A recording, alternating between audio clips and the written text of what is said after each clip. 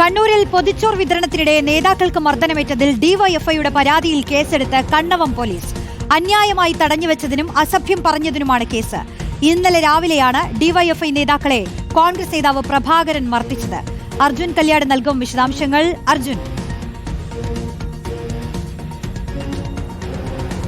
റോഷ്നി, അതായത് ഇന്നലെ രാവിലെയാണ് കോൺഗ്രസ് നേതാവായിട്ടുള്ള പ്രഭാകരൻ കണ്ണവം ഖാദി ബോർഡ് നഗറിലുള്ള ഒരു വീട്ടിൽ പൊതിച്ചോറ് ശേഖരിക്കാൻ വേണ്ടി ഡിവൈഎഫ്ഐ പ്രവർത്തകർ എത്തിയപ്പോൾ ഡിവൈഎഫ്ഐ പ്രവർത്തകരെ മർദ്ദിച്ചു എന്ന പരാതി ഉയർന്നത്. അതിൻ്റെ ഭാഗമായി ഡിവൈഎഫ്ഐ മേഖലാ ഭാരവാഹികൾ പോലീസ് സ്റ്റേഷനിൽ പരാതി നൽകുകയും ചെയ്തിരുന്നു. ആ പരാതിയിലാണ് ഇപ്പോൾ കണ്ണവം പോലീസ് കേസെടുത്തിരിക്കുന്നത്. അന്യായമായി തടഞ്ഞു വെച്ചതിനും അസഭ്യം പറഞ്ഞതിനുമാണ് പോലീസിൻ്റെ നടപടി എന്നുള്ളതാണ് എഫ്ഐആറിൽ രേഖപ്പെടുത്തിയിരിക്കുന്നത്. എന്തായാലും ഇത് സംബന്ധിച്ചിട്ടുള്ള വാദപ്രതിവാദങ്ങൾ, അതായത് ഇത് പൊതിച്ചോറുമായി ബന്ധപ്പെട്ടുകൊണ്ടുള്ള ഒരു വിഷയത്തിലുള്ള തർക്കമല്ല എന്നുള്ളതാണ് യൂത്ത് കോൺഗ്രസ് ഇപ്പോൾ പറയുന്നത്. അയൽ വീട്ടുകാർ തമ്മിലുള്ള ഒരു തർക്കത്തിൻ്റെ ഭാഗമായിട്ടുള്ള ഒരു വീഡിയോ ദൃശ്യമാണ് പുറത്തേക്ക് വന്നിട്ടുള്ളത്.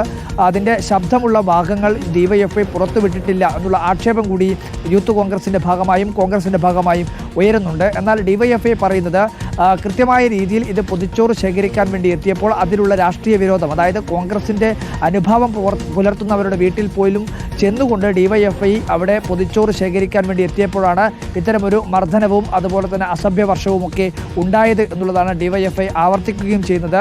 ഡിവൈഎഫ്ഐയുടെ സംസ്ഥാന നേതാക്കൾ ഉൾപ്പെടെ ഇത് സംബന്ധിച്ച്, അല്ലെങ്കിൽ സംസ്ഥാന കമ്മിറ്റി തന്നെ ഇത് സംബന്ധിച്ചിട്ടുള്ള പ്രതികരണങ്ങൾ പോലും നടത്തിയിട്ടുണ്ട്. എന്തായാലും ഇത് കൂടുതൽ രാഷ്ട്രീയ ചർച്ചാ വിഷയമായി മാറുന്നു. അതിനിടയിലാണ് ഇപ്പോൾ കോൺഗ്രസ് നേതാവ് പ്രഭാകരനെതിരെ കണ്ണവം പോലീസ് കേസെടുത്തിരിക്കുന്നത്.